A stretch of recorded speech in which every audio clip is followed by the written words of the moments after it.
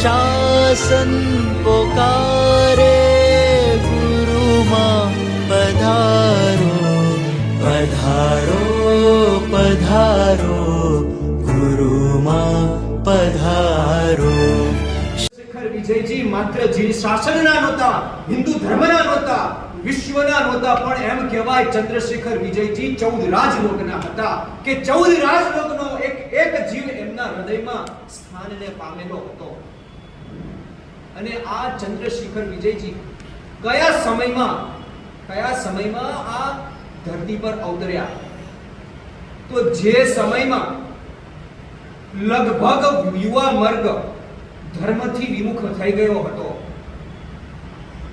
અનાચારનો પ્રવેશ કરવાનું મોટું બાકોરું એક પડી ગયું હતું સમગ્ર સમાજની અંદર, ધર્મ ધીમે ધીમે ભૂલાઈ જતો હતો। અને એ સમયમાં આ ધરતીને ચંદ્રશેખર મહારાજ સાહેબની આ ભેટ મળી। આપણને બે ગુણ ઉડીને આપણને આંખે વળશે। એનું નામ છે પહેલા નંબરનું કરુણા અને બીજા નંબરનો ગુણ છે વૈરાગ્ય। આ બે ગુણ પ્રભુ વીરના જીવનમાં ડગલે ને પગલે આપણને અહેસાસ કરાવે, આપણને કરુણા અને વૈરાગ્યનો। એ પ્રભુ વીરના કરુણા અને વૈરાગ્યના ગુણો આપણને જોવા નથી મળ્યા, આપણને માત્ર એના ગુણગાન સાંભળવા મળ્યા છે। પરંતુ એ જીવંત ગુણગાન, વૈરાગ્ય અને કરુણાના જીવંત ગુણગાન આપણને જો જોવાનું સદભાગ્ય મળ્યું હોય તો હું આજે છાતી ઠોકીને કહી શકું છું, એ જે પ્રભુ વીરનો કરુણા અને વૈરાગ્ય એના જીવનમાં ઉત્કૃષ્ટતાથી વિરાજમાન હતું, એવો વર્તમાન કાળની અપેક્ષાએ જોવા જઈએ એ કરુણા અને એ વૈરાગ્ય એ આ ઇન્દ્રવદનમાંથી બનેલા ચંદ્રશેખર મુનિ એના જીવનમાં ચરિતાર્થ તમને જોવા મળે છે। વ્યક્તિત્વ એવું હતું કે જેની એક આંખમાં આમ અને બીજી આંખમાં આંસુ, અને ભલભલાના જીવનના પાસાએ પલટી નાખવા માટે સક્ષમ અને સમર્થ હતા। ચાહે રાષ્ટ્રની ઉપર કોઈ આપત્તિ આવે, ચાહે સંસ્કૃતિના મૂલ્યો અને એની સાથે છેડખાની થાય, ચાહે ધર્મની ઉપર કોઈ તૂટી પડતા હોય,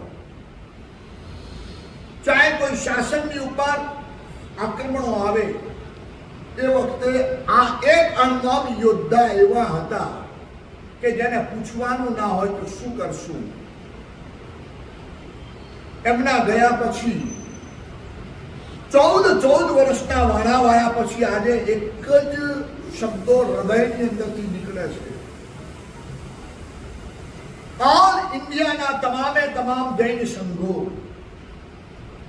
તમામ જૈનાચાર્યો, તમામ શ્રમણ અને શ્રમણી ભગવંતોના મુખમાંથી માત્ર એક જ શબ્દો નીકળી ગયા છે, અત્યારે જો ચંદ્રશેખર મહારાજ હોત તો। ખર જ્યાં લગી છે આ ગગનમાં, ચંદ્રશેખર રૂપે ફરી અવતારો। ભક્તામણની ગાતા લગભગ બધાને આવડતી હશે, આવડતી તો સાથે ચીલાવજો, સાથે જ આપણે ગાવાનું છે। યે શાંત રાગ રુચિ ભી પરમાણુ વિશ્વ નિર્માપિત ત્રિભુવને કલલામ ભૂત તાવંત એવ ખલુ તે પ્યણવ પૃથિવ્યા યથે સમાનમપરમ નહીં રૂપમસ્તિ।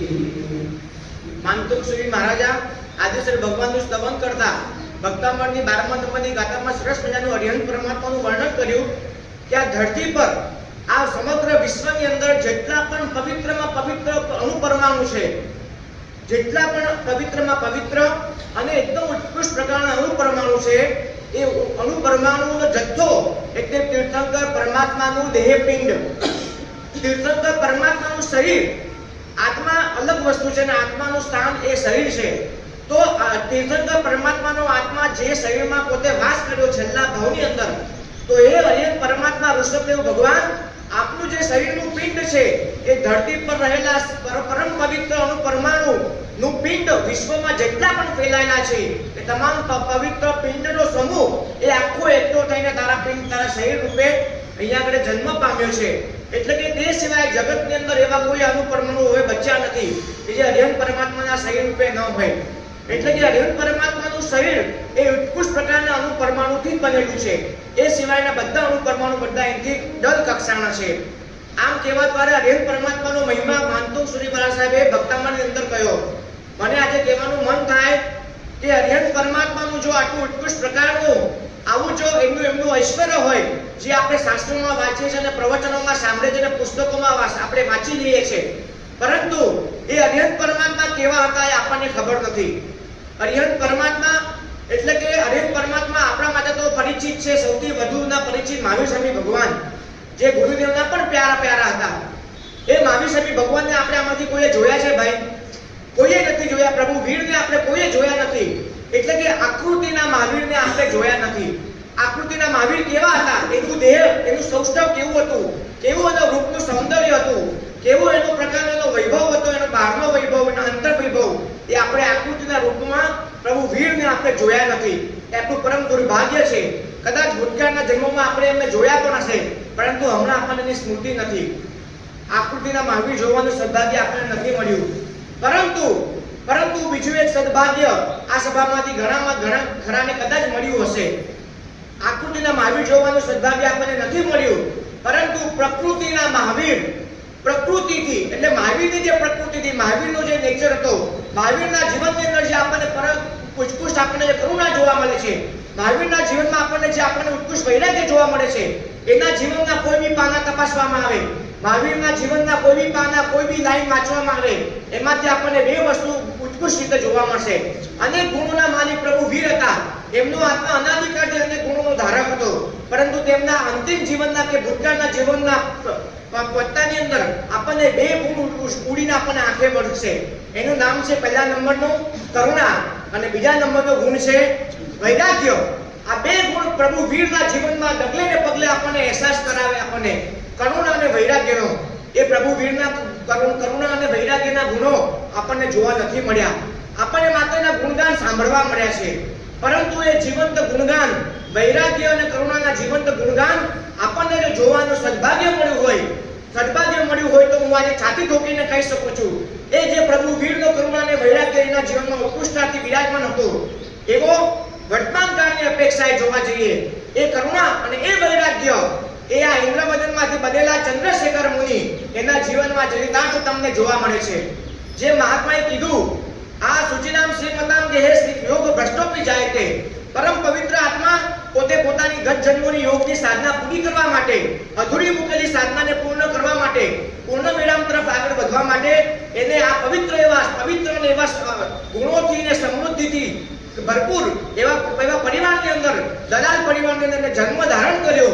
અને જન્મ ધારણ કરીને અધૂરી સાધના મૂકવાની, અધૂરી સાધનાને પૂર્ણ કરવાની જે તાલાવલી તમે જોઈ, આ તો ખૂબ ઓછા શબ્દોમાં જણાવી છે.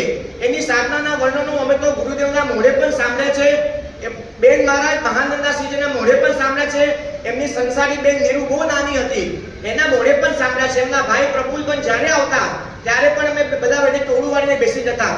પ્રફુલ્લભાઈ તમે મને જણાવો, આ ઇન્દ્રવદન કેવો હતો? તોફાની હતો, નખટ્યો હતો કે કેવો હતો?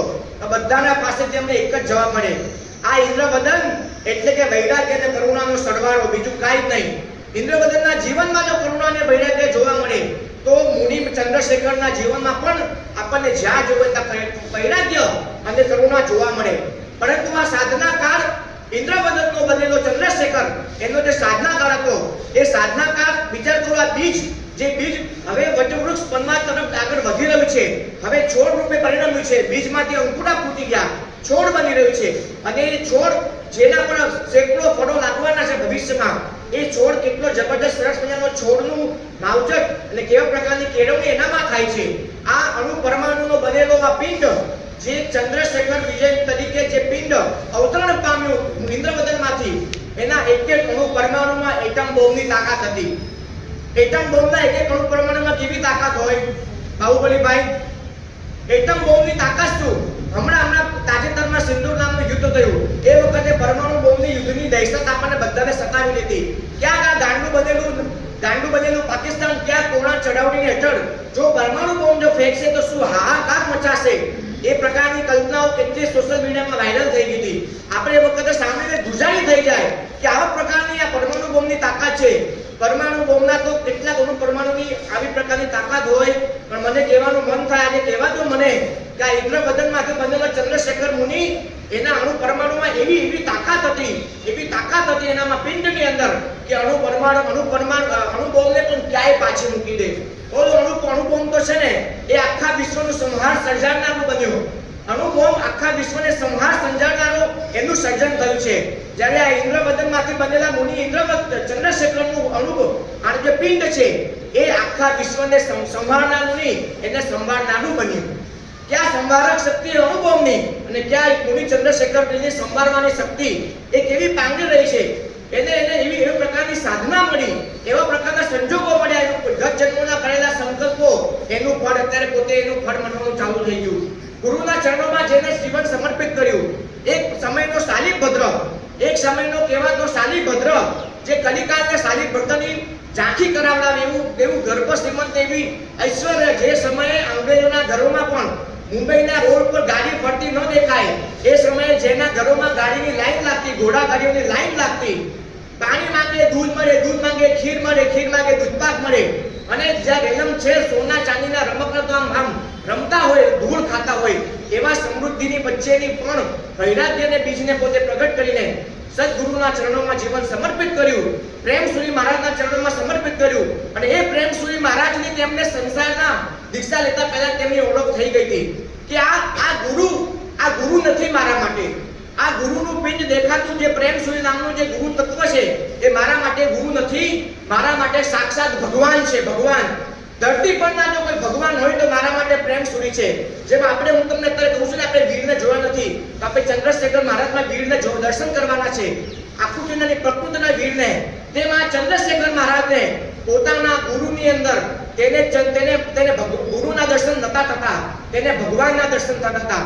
કારણ જ્યારે દીક્ષાનું મુહૂર્ત નીકળવાની વાત ચાલતી હતી, એ વખતે શ્રવણ ક્રિયાના સૂત્ર ગોખવા માટે ભાનુ વિજય માસ્ટરે પ્રેરણા કરી હતી, ઇન્દ્રવદન તું શ્રવણ ક્રિયાના સૂત્ર ગોખી લે, જા ગુરુદેવ પાસે જા, લાલબાગનો ઉપાશ્રય, અને એની ઉપાશ્રયની છેલ્લી ગલેરી પાસે ગુરુદેવનું નીચે હોલમાં આસન હતું, અને ગુરુદેવ પાસે મોકલ્યો દાદા ગુરુદેવ પ્રેમસુરી મહારાજ માટે.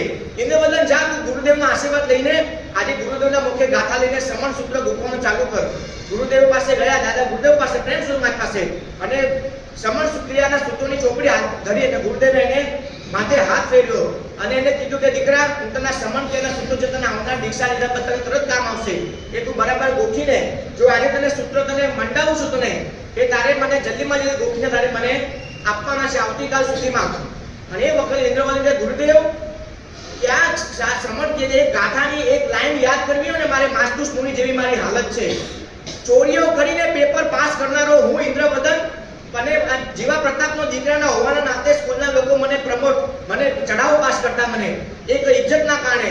અને તમે મને કહો છો કે આ 350 ગાથાનું શ્રવણ એટલે પક્કી સૂત્ર, આવા મોટા મોટા સૂત્રો હું ગોખવાનો. રામ